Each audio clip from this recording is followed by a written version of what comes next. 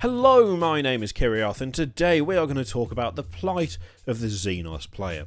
So, since the Banana Boys, the Custard Creams, the Adeptus Custodes, have had their big announcement about their codex, there's been an interesting mix of reactions. There are those who are just excited to see it, there are those who are excited but feel that perhaps Games Workshop did not read the room quite as well as they might have thought they did, and that it should have been a Xenos announcement. Me. I'm not a Xenos announcement, I meant that's what I think. I was not clear there. There's also been a lot of stuff from Xenos players who feel as though they are not getting the attention they deserve, or at least their factions are not getting the attention they deserve. And there's also been quite a lot of people who don't really seem to understand why there is that kind of backlash against this release. So what we're going to do there is we're going to attempt to try and tackle all of it.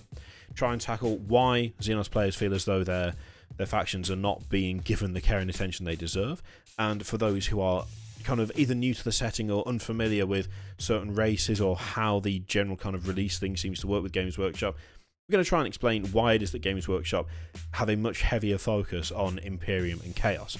Now, that bit's actually kind of easy, because what we can do there is we can just compress the Warhammer 40,000 universe down to its kind of central narrative, its underpinning foundations. And of course, the foundations of the Warhammer 40,000 universe are the events of the Horus Heresy, whereby the Emperor was out there doing the Great Crusade. He'd created a whole bunch of genetically engineered superhumans who, I was going to say he regarded as sons, but he didn't really. They regarded him as their father, but he was more of the opinion that they were just things he'd made to help. It gets very complicated, that relationship between the Primarchs and the Emperor.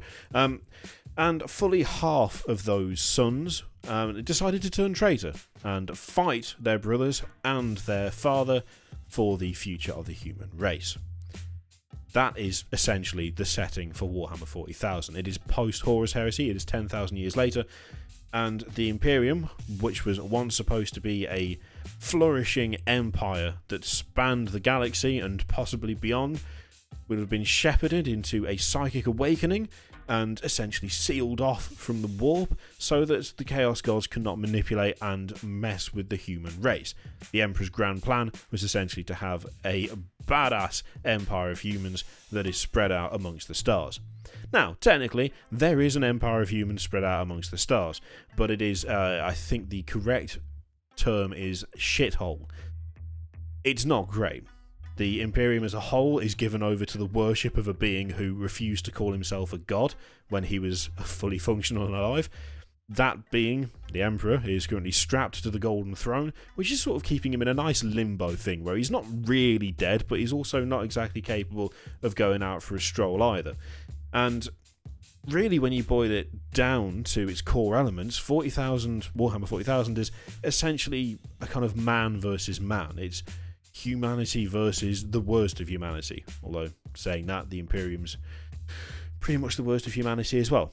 But that's kind of what it is. The Imperium versus Chaos is the basic underlying kind of tale for Warhammer 40,000. It's the thing that gives it most of its history, and it's what most people focus on when they talk about Warhammer 40,000. That is the foundation of the universe, the foundation of the lore and everything that goes on. Now, of course, that has been expanded. There is all kinds of stuff now. You've got things like the old ones. You've got stories about basically when the Eldar Empire was at its peak. There's a lot that has been done to expand Warhammer 40,000 beyond that man versus man tale. But that man versus man tale is still the one that is most heavily referenced. It is still the one that has the most stories written about it. It's still the one that contributes most heavily to lore. And of course, if you're going to be doing the man versus man thing, you need to have armies that reflect that for the tabletop. And that is where the focus on Imperium versus Chaos comes from. I mean, that is the overriding kind of narrative, and so it has to be supported. The problem with that is that Games Workshop have introduced multiple Xenos factions, multiple alien races. Now, I'm not saying it's a problem they've introduced them. The way they've introduced them is a bit of a problem. Because, for me, the main issue that these races have is that they're a lot harder to get behind for the new player than Imperium or Chaos. Because each of them has the potential to rival either, but in practice they don't. I mean, if you look at the Necrons, should every Necron wake up at the same time, the galaxy would be ruined. The Necrons are insanely strong, and because of that, they're never going to all awaken. Instead, they'll awaken in bits and pieces. The Necrons have essentially been asleep for thousands, millions of years, however long, and occasionally some of them wake up, and they go out attempting to reclaim their old empires. Should they all do it at the same time, that could cause the Imperium a serious issue, and it could also cause a serious issue for Chaos, because Necrons not big fans of that. But of course they don't, because that would mangle the setting. It's the same thing with the Tyranids. Should the Tyranids somehow evolve some sort of super hive fleet that is absolutely unstoppable in terms of sheer numbers, should they find the biomass to be able to create such a thing, then the Imperium and possibly Chaos could be in severe trouble. But of course they don't, because that would mangle the setting. You can see where I'm going with this.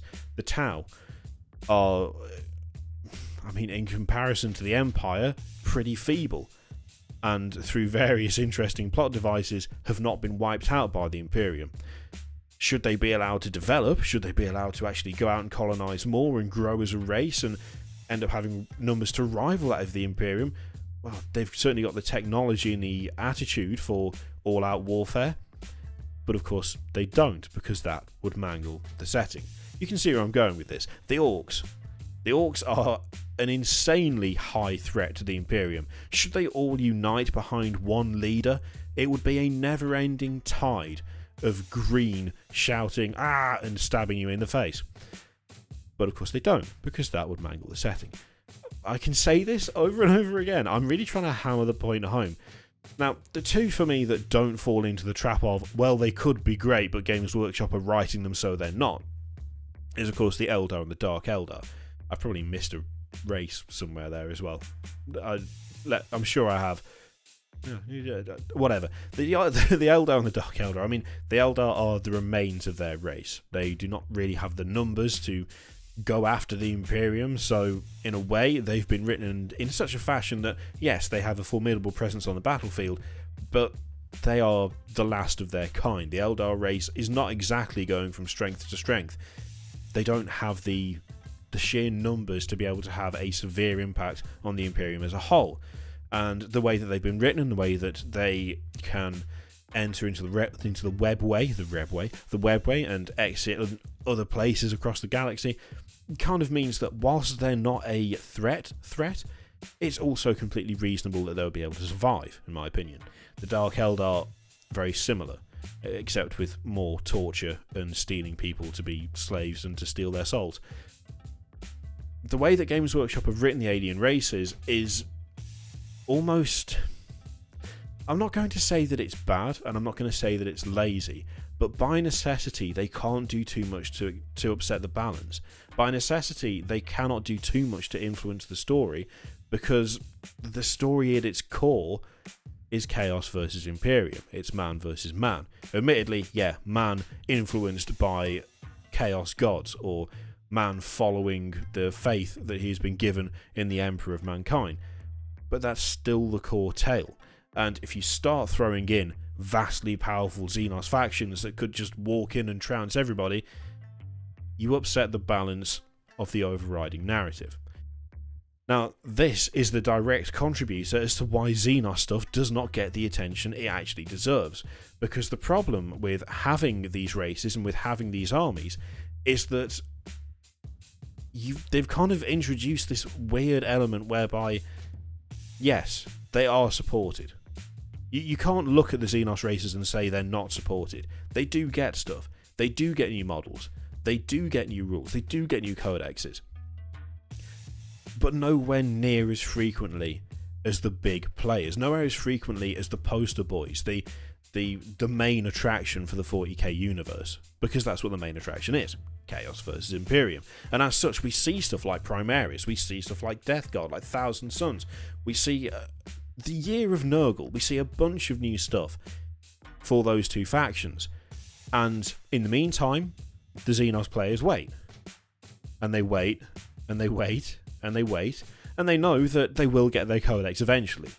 Their codex has to arrive because every faction will be getting their codex eventually, except for Sisters of Battle because they'll never get a codex. But they have to essentially watch all the people who bought into almost the entry-level aspect of 40k get new stuff. And I'm not saying that in a disparaging way, by the way. I'm not saying if you play Space Marine or if you play Chaos or whatever, you're some sort of nab, you're a noob, you're an idiot. How could you just go for that surface level garbage? I'm not saying that. There's a reason that stuff is more popular, and it's become like a cycle, a never-ending cycle. It's popular because Games Workshop pushes it, and it's popular because it's the core narrative of the setting. And because it's the core narrative of the setting, and because Games Workshop pushes that narrative, they then need to produce more models to keep people interested in those factions. And of course, by producing new models for these factions, they get new people interested in those factions. Those people then buy in. So Games Workshop then looks at those and goes, well, that range is selling really well, we should expand it. So they introduce more models for that faction. Now, until something major happens, until one of the Xenos races is given a absolutely major part in the ongoing narrative of Chaos versus the Imperium in Warhammer 40,000, it's going to be hard to shift people onto those. I mean, Games Workshop is excellent at model design. They're getting really good at doing story, with occasional exceptions. But the Xenos races still have the same flaw that they've always had. They're not big enough to grab people straight off the bat. They don't get enough attention to grab people straight off the bat. And because they're not big enough, and because they don't grab that attention, they don't get as much attention as the Imperium and Chaos. And because they don't get as much attention as Imperium and Chaos, they are not able to grab people straight off the bat. It's the cycle. It's got to a point now where Xenos players aren't just used to not getting that much, they're kind of used to essentially being ignored. I mean, in the space of this new edition alone, we have the Primaris range for Imperium players. We have the Death Guard stuff, along with a bunch of new Nurgle demons for Chaos players. We also now will have a Thousand Suns Codex with a relatively recent line of models and the ability to use stuff out of Age of Sigmar as well. What have the Xenos players got? What has been their big new range? What has been their standout moment in the new edition? They haven't had one. And yet, straight into 2018, the Imperium got something else. They got the Adeptus Custodes. Now, at this point, hopefully you can see why Xenos players would be frustrated. Their armies are in the game. Their armies are in the lore. Their factions exist within Warhammer 40,000, and yet they just do not get the amount of attention that Imperium and Chaos get. And they don't get the amount of attention because not as many people buy them. And not as many people buy them because they don't get the same amount of attention. Now, at its core, it's a business thing. That's what it boils down to. Games Workshop could go away and they could expand the Necron list, for instance. They could introduce 20 new kits, 20 new entirely new models. Would they sell as well as, say, Custodes? Probably not, because they don't have that core base that the Imperium stuff has. This is where, by the way, well, earlier I said that I would talk about the fact that I said that Games Workshop have not read the room correctly with the Custodes. That is something that I think is very easy to fall into. That assumption that, well, it's not what I would have, strictly speaking, wanted, even though I am in favour of it and I will be getting that army. Therefore, they've not judged it correctly. The fact of the matter is that Imperium and Chaos outsells the Xenos factions by a huge amount. And the amount of attention that the Custodes Codex has got means that it will undoubtedly be a success for Games Workshop. It will absolutely be worth it. They wouldn't have expanded the range and decided to give them their own codex if they weren't already incredibly popular. But all that does is feed into that cycle that we were talking about mere moments ago. Once again, the Imperium gets a new line of models, the Imperium gets a new range, they get updated. They get a new flavour of power armour. People absolutely love it. They go mental for it. They buy it the minute it comes out. And so, what does that say? That people are more interested in the Imperium versus Chaos than they are in Xenos armies and Xenos factions. Now, for me, I don't like this. The way I'm saying it, I really hope you're not getting the impression that I like the way that it is, because I don't.